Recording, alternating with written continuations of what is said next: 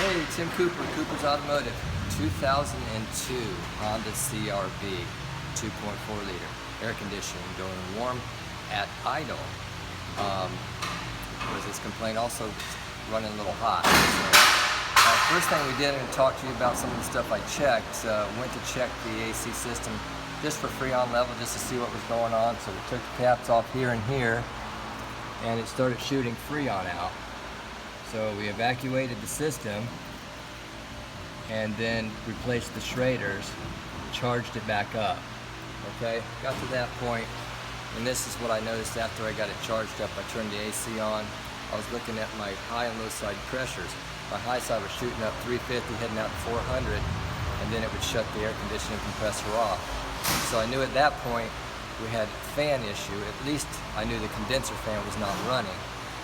Didn't know why. So I went down to this plug right here that goes to the condenser fan right there, and I connected power and ground to this and noticed that the condenser fan wouldn't run.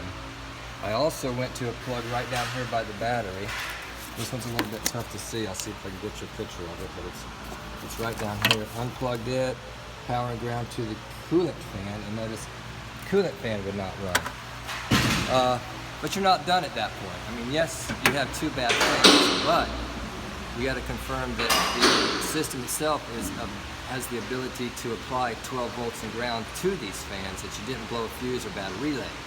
So proceeded with the power probe and tested for my powers and grounds when the car got hot enough and with the AC on, and I had 12 volts and ground, and knew at that point, okay, we got to put coolant fan and condenser fan motor in this car. So that's what we're going to do. We're going to start at that point. First thing, there's a little cover that goes across here, little snap-in clips that are all broken in this case on this car. We're going to put new ones in. Then I'm going to try to do this one a little bit differently than normally.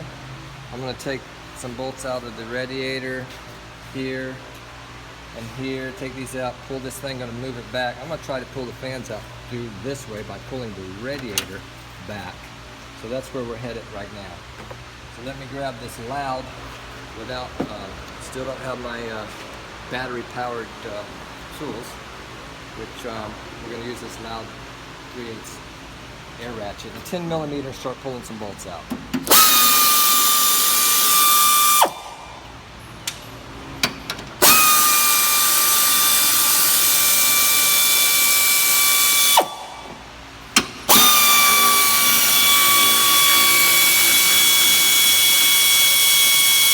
Radiator hold down. There's a cross piece that goes across here. It should come out of here too.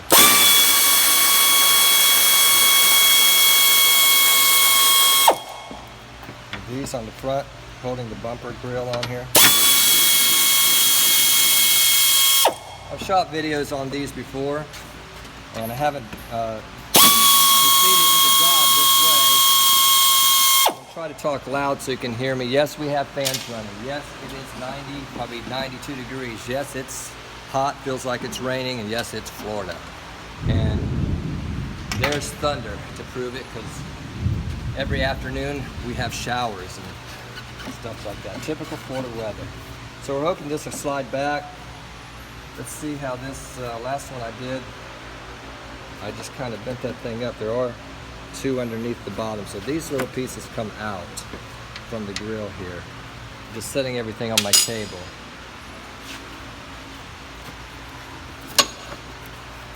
He's tie strapped these things together because he's missing all these clips. Like I say, we'll replace all those. I don't know if I'm going to show you the job completed. As far as time's concerned, I may. But at least you're going to see the removal of the condenser and fan assemblies and then reinstalled. All right, right there, we're going to take that out. And we need a short 10.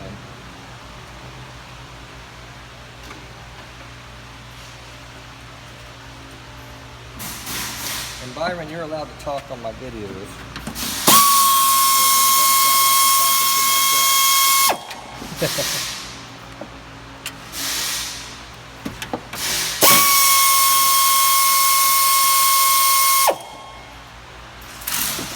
We did also install a battery saver on this car. The reason you do that is because you try not to lose the radio stations, the idle control memory, the shift memories, and a lot of the memories for the vehicle. Can cause other drivability issues for a little bit if the car has to relearn everything. And it's a pain in the neck to reset all those memories. So always put a battery saver in the vehicle. Could disconnect the battery on this for safety. We shouldn't have any electrical things that we have to worry about as far as shorting anything out.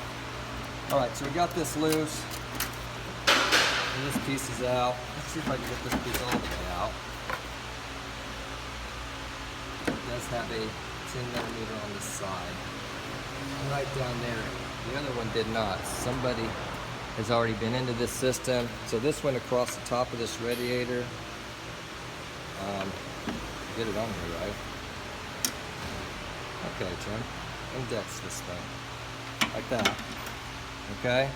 There's a bolt up top, but somebody already took the one out of the side. It made it easier on me. But we are going to have to find a 10mm to replace that. Let me see now if I can get down inside there and get that one out.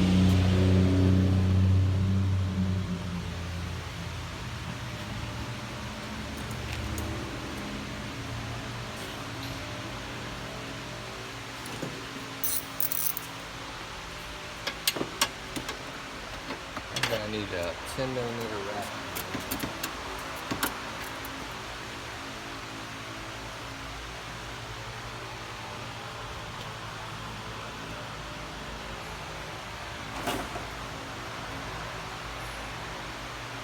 So buying my 10mm ratchet is not good.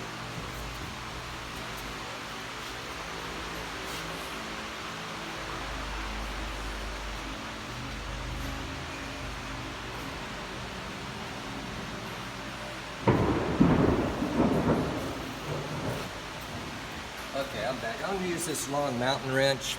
It's a 10 on one side, 8 on the other. They swivel. I love these wrenches. I use them a lot.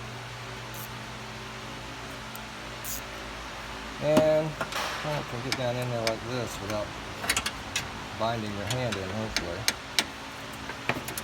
Once you get it loose, you're in pretty good shape. Of course, they always fool you. My artist here. Well,